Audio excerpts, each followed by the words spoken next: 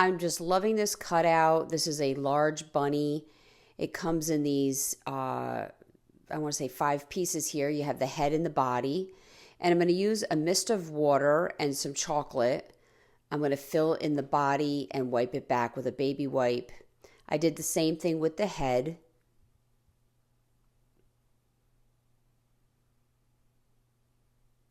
You could make a mixture of the chocolate and the water on a side plate.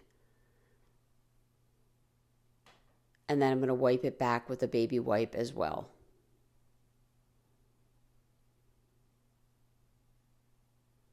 Put that aside.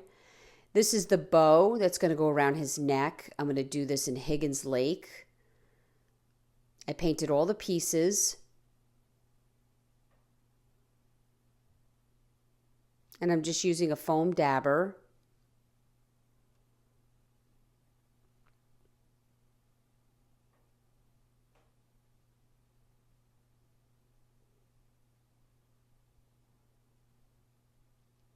Very, very simple. And then when the blue is drying, I'm going to take the base, and it has these 2 pieces, and I'm going to glue them together.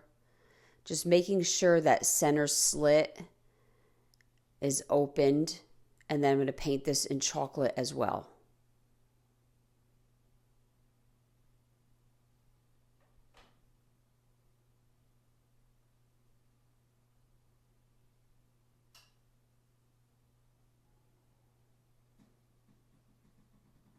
And then wipe that back with a baby wipe.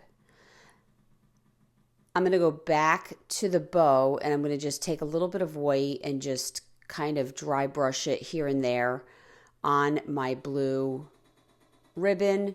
And then I'm going to take this white Sharpie marker and just make some lines just to give my project some definition, emphasizing the edges of the tail, the feet, the body, the ears, and I did some lines also on the ribbon.